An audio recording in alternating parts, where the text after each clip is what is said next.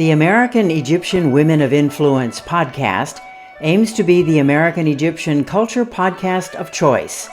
We believe that our knowledge and our participants' stories will greatly enhance understanding of both cultures. I'm Karen Leggett Aburaya.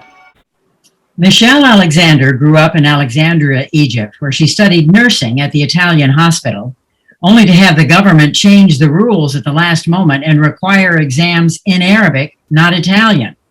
Michelle actually speaks or reads 6 languages, but not medical vocabulary in all of them. Eventually, she came to the United States and earned her PhD in epidemiology and medical sociology at the State University of New York in Buffalo. Later, she would work in this field at the National Institutes of Health in Maryland, where she now lives in very active retirement. Welcome, Michelle. Glad to have you with us. Thank you. Michelle, the focus of your research and your work at NIH was asthma, including helping to write the guidelines for the diagnosis and management of asthma.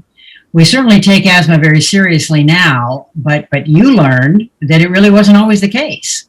That is correct.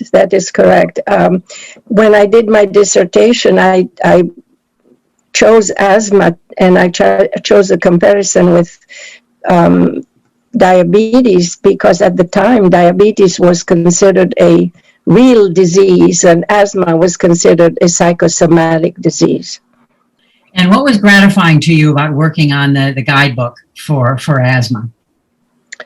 The fact that it did change, it was several years after my dissertation. Of course, I had my doctorate and I worked at the National Heart, Lung, and Blood Institute on the second version of the asthma guidelines, because they had several versions.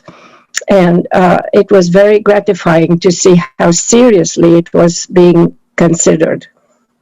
Now, while you were in Buffalo, you were also clinical coordinator after the Love Canal disaster in the 1970s.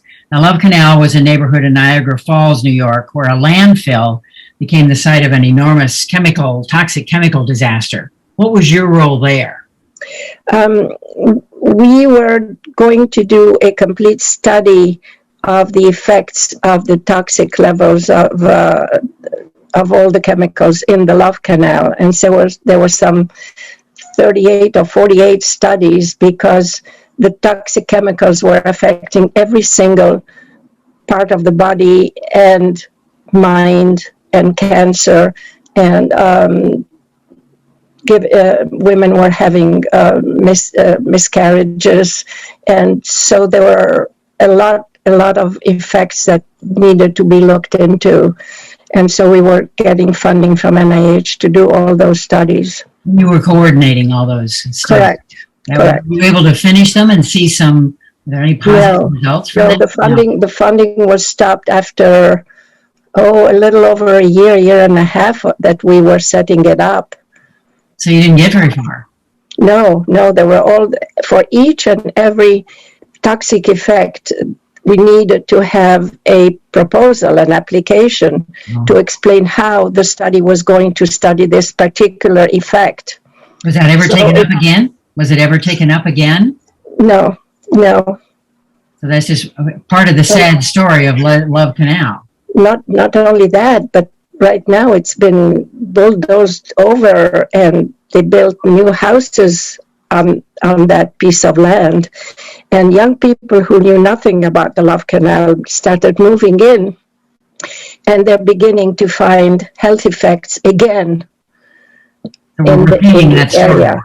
Yes, it's very sad.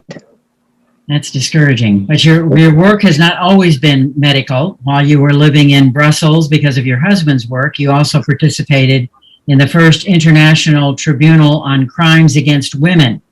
Now, that tribunal was intended to make public the full range of crimes against women in all countries. Do you think it made a difference?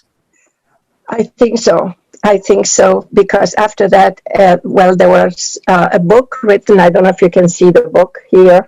And there were articles in every, in a lot of journals. There were women's studies in many universities that had started being implemented, which did not exist before. So there was a lot that happened after that. It was very gratifying.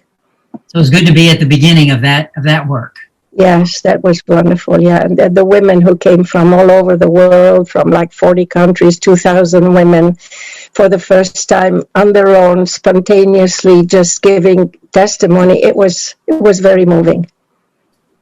And in retirement, you haven't reduced your level of activity much at all. In one case, you're working to find a home for a very special dress your mother wore. Tell me a little bit about that dress.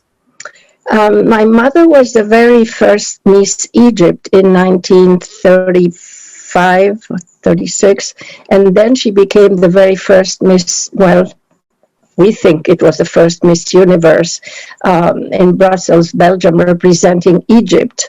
And at the time, they wore their national costume for the Miss Universe. There was no bathing suit at the time, not at all.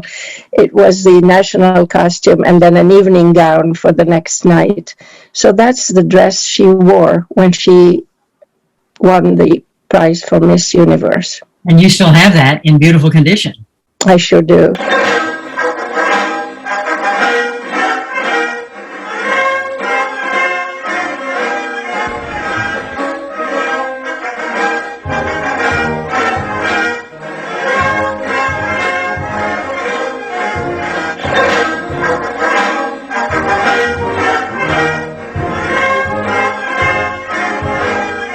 And you're also working with an Afghan family who is settled in the Washington area. Tell me a little bit about that work. I am. About 3 years ago, Montgomery County started a program with different other religious organizations within the county to help refugees. In the case of my family, they are asylum seekers because he worked for an American company and was actually threatened by the Taliban. So it's a father, mother, and 3 little boys, and it's an absolutely wonderful family. It's been 3 years. I've been working with them, but it's more than working because they adopted me and I adopted them. So what sort of things are you doing with them? I'm mainly teaching the mom English, but then I helped them with everything else. The mom had dental issues, so it was finding dental care, free dental care if possible, whenever possible. She needed a lot of work. And then finding, registering the children for summer camp and different classes, basketball after school, and finding... at the very beginning, trying to help the father find different writing job description for himself. Everything about living in the United States. Yes, Everything. It's incredible. Yes. Well, thank you. Thank you very much for all the work you're doing with the family and all you've given throughout your life. We thank you very much, and I'm delighted to have this conversation, Michelle. I gained a lot. Thank you.